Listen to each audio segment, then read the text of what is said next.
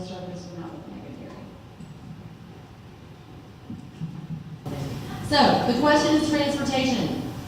Transportation is one of the biggest challenges facing Nashville at the moment. Every group I speak with, every conversation I have boils down to, I need to get to where I need to go and I need to get there faster. And I can't. And 7.5 years ago when I ran for Metro Council for the first time, this wasn't even on anybody's radar. Transportation wasn't part of the conversation. But I believe in order for us to be a city that is growing, we have to be a city that is moving. And we have to get our transit right. There are 3 pieces to this. There are short-term, medium-term, and long-term fixes. The short-term, we actually have to get our bus system much more efficient. My husband is a bus rider, and he will tell you there is something worse than a late bus, and that's an early bus, because you don't know it already came. So we actually have to spend time getting the ability to see where buses are in transit. That might make me get on that bus and ride it. But we also have to look at not just the short-term fixes, the medium-term fixes. And that's making sure that we have more frequency for our buses and also looking at our entire modalities of everything that we're talking about. When I come out here, one of the things I hear a lot is sidewalks. People want sidewalks. That's transit. I want to get on a sidewalk or a bike and get on a bike lane or a greenway or a bus or a road. And in my administration, the fix for that is that all of those modalities will be consolidated in the mayor's office and we'll all have the responsibility so that when we are building our complete streets, we will make sure that all of those pieces are part of the pie. But ultimately, it's the long-term fix that's going to be the most challenging and the most expensive. In order for people to get out of their cars in Rutherford County and Williamson County, we have to get them onto something else. And that is probably light rail. And the light rail solution is a good one. It's going to take a conversation. CSX runs all over this county and all over this region. And we've had conversations with CSX to say, how do we get some of your right-of-way so that we can build that infrastructure? That's going to be our most efficient way to do that. But then we also have to make it appealing so that you and your neighbors and everyone else wants to get on it. And I, as your next mayor, am absolutely up for fighting for federal dollars, fighting to get those dollars here so that we can fund a very comprehensive transit system. Thank you so much. We've knocked on 36,000 doors so far, and we take notes of what people are saying, and the number one issue on people's minds is public education, and a close second is transit, which of course doesn't surprise you. That comes up all the time. So I think the first question, to get to urgency, well, this is a day one issue for, I think, for me, and I bet you for every mayoral candidate up here, because we all understand that our quality of life is being put in jeopardy here. You know, if a 20-minute commute turns into an hour commute, nobody's going to be too cheerful when they show up for work, and that's kind of part and parcel. What makes Nashville a nice place is that people are actually kind and civil. So if we don't take care of our infrastructure, we're going to pay a big price for it. I think we have to have a regional conversation, and I say that understanding the limitations of that. I say the limitations because the Mayor's Caucus of all the surrounding mayors have had conversation going on for a few years, and they do have a plan. They haven't quite figured out how to pay for it yet, and one might say that's kind of the tricky part. Coming up with a plan, the vision, is the easy part. And for instance, like when Brentwood chose to opt out of the express bus service. They didn't want to pay for it, so they opted out. So we're going to have to put some work on our hands, and as mayor, I'll wrestle with that and take it seriously to try to see if we can get all of our mayors on the same page, because having a regional solution here would be certainly a terrific way to go about this. As Linda mentioned, had some conversations, Megan mentioned, had some conversation with CSX. And I've done this for a few reasons. We had a lot of debt on our books that we didn't have a few years ago. And this is at a time we need to be spending some money on infrastructure. CSX has right away. Now they've made it clear they will not share their existing rail line for pretty compelling business reasons. But they're still open up for a conversation to see what can we use the existing right of way. And my idea is to have the private sector do it. CSX, a global engineering firm, a capital partner, they build, operate it, and maybe release it back. But that means all the debt stays with the private sector. We don't have to assume that, and I think that's a pretty good idea at a time when we have a lot more debt on our books. The other things we could do in terms of improving our bus service, synchronizing our lights, there's some kind of low-hanging fruit we could pursue. But one thing I want to make clear is, I'm running for mayor not because I think I have the best ideas, I'm just going to find a way to cram them down people's throats. That's really not how we do business, that's not how I prefer to do business. I'd like to find out what you want. I mean, this is your city, this is your community, we're talking about your money. So I'm not going to come here with my 50-page plan and try to get 21 votes at Metro Council. Let's have a very public conversation. We can work it out. We can find something that works. We can find out what our budget is, and we'll have something that will take care of our transportation needs for the next 20 years.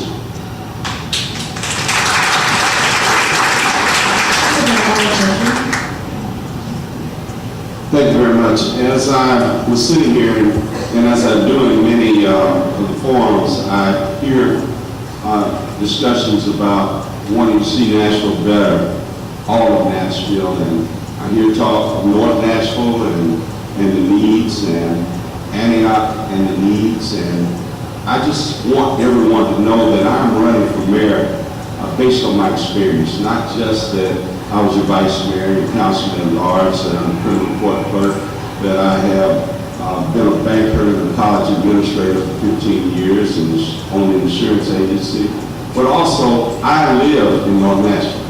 So that place that everybody's talking about is where I grew up. It's where I still live today.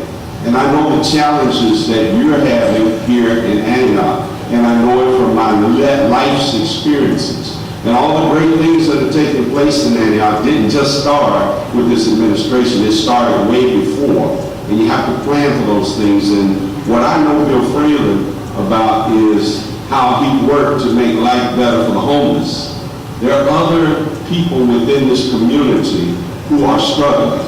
And with all the great things that are taking place, when we talk about transit, we need to ensure that we have a transit system that is moving people in Antioch around their communities to these great things that are happening, to their jobs, to their schools. And so that is important, and that is something that we got to look at right now. We need to look at our MTA system to make sure that it is servicing the communities that need the service, not just in Antioch, but all around the city. So that is very important that we fund and ramp our current system up to a place where it can service this entire city. And that's what I'm going to do first as your mayor.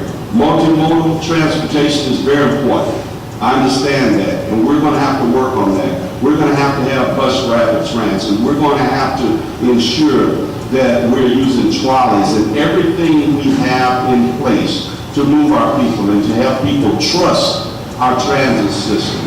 But I want you to know first and foremost that it is important that not just that we're moving people back and forth downtown, that we're moving people around in their communities where they live, some folk that don't even have the ability to transport themselves.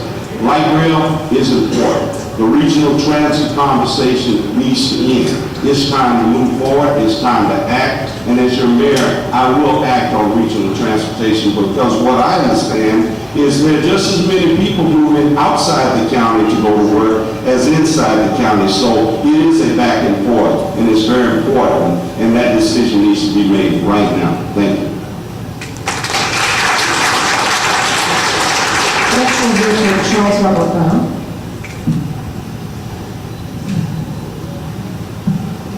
Thank you. My experience on issues like this tells me not to confuse what is easy with what is simple.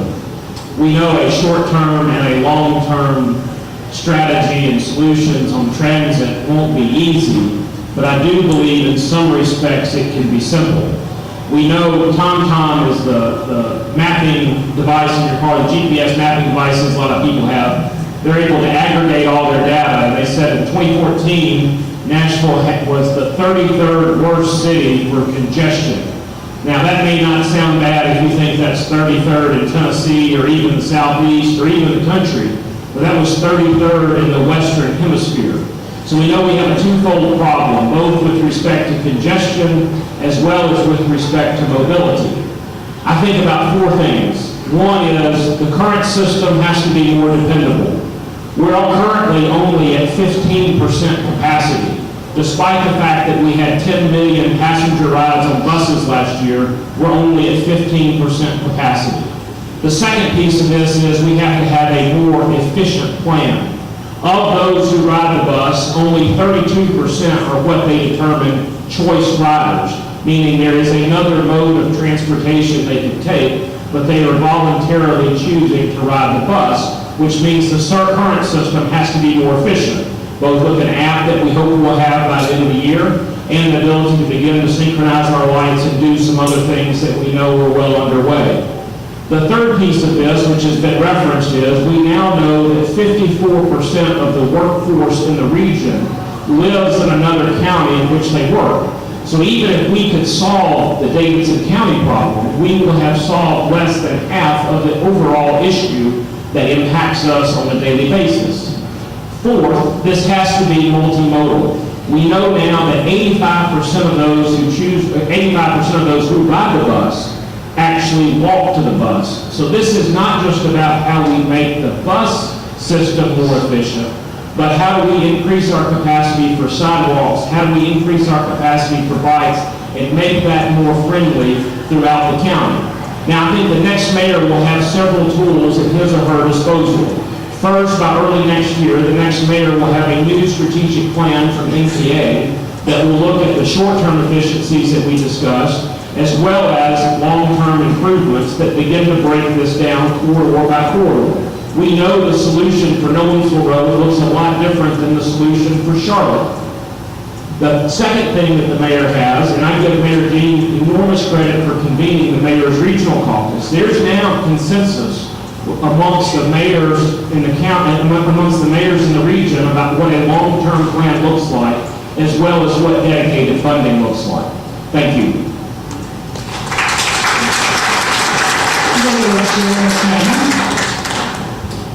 Let me offer a fresh and innovative and ultimately collaborative vision for what I think where we can go with the vision for mass transit. And I'll tell you a story, and really one of the reasons that started me thinking about running for mayor was at our first school, Lee Academy, a woman who did everything right, whether you're liberal, Republican, Democrat, or conservative. She lived in Preston-Taylor, and she was inspired by her kids to go back and get her GED, which allowed her to get a better job, which allowed her to move out of Preston-Taylor and get an apartment, her first one for her family right down here in Antioch. And I remember her calling up in tears and saying she had to pull her children out of Lee over in West Nashville because there wasn't transportation to get her all the way over there and get her kids there. And when we think about transportation, it is linked directly to education. It is linked to jobs. When you talk about downtown and jobs that are there that end at 11 p.m. and our buses stop at 9 p.m., it is directly linked to that economic development we just talked about. It's linked to neighborhood development and connection. So what would I do? Thinking short term, the user experience of buses needs to change. The future of transit is what's in your pocket right now. What Howard has here, an iPad or an iPhone or a smart device, is right now you can go to Starbucks and you can swipe to pay. You can buy a ticket online and check your bank account, but yet you have to carry $1.70 in order to pay on a bus. So when we talk about that user experience, it's not only on the technology, but when we have an app and it's taken 5 years to create that, that's too long. We need to know when buses are coming and when we can be there. It's also about that safety. We had our first town hall just recently down at Fantasy Hall, and one of our grannies who took a bus every day to come work at our schools throughout Davidson County has to stand in a ditch, rain or shine, to catch a bus. It's about providing a safe place for each and every one of us to catch a bus. So that user experience sometimes costs very little to no money, but has a big effect. Richmond saw an 80% increase in its ridership by a marketing campaign of just showing a picture of what a bus looked like. And all of us got on it and realized that it is safe, it is dependable, and it really does cut down on the cost of having to have a car. The second phase of this is an AMP-like project. I was in favor of the AMP on Charlotte because I thought it got ahead of the growth instead of trying to catch back up to the growth. Any transit project in my administration will have to answer 3 questions. Does it get kids to better schools? Does it get people to higher paying jobs? And does it get more people to safer and connected neighborhoods? And third, long term, we got to think regionally right here in Davidson County, and where we're sitting is the perfect example. We need regional transfer stations so you do not have to go downtown. We have the infrastructure here at the airport, at Bellevue Mall, Madison Rivergate. Ultimately, transit is about getting cars off of the road. That has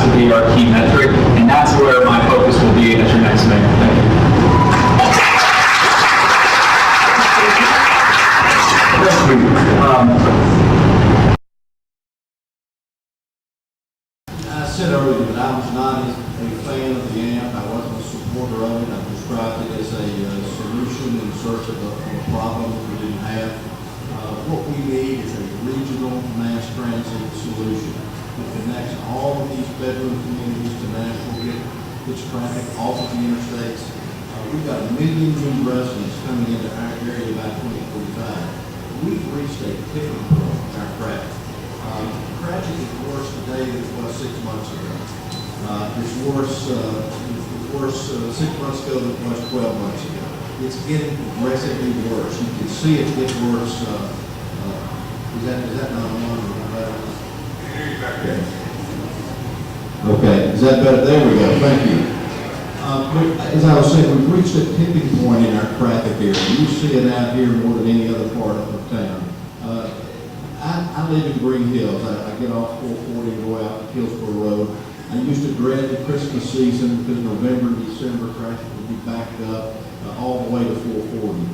But in January, it cleared up and I could get back and forth from work to home. It's that way 12 months out of the year. I-24 is clogged 12 months out of the year. I-65 north and south is clogged up. We've reached that tipping point. We're 10 years behind in getting mass transit in Nashville. And I've said it's a 10-year plan to complete it. So we're 20 years behind before we turn a spade of dirt. We've got to get started on a mass transit system, a regional, real mass transit solution that solves the traffic problems, and we've got to get started on it day one. I've said that I will hire a transportation expert that will work in the mayor's office, and we'll start on that project day one. I won't waste time on projects like the AMP. I'll work on a regional mass transit system that will get some results, and we'll get it done.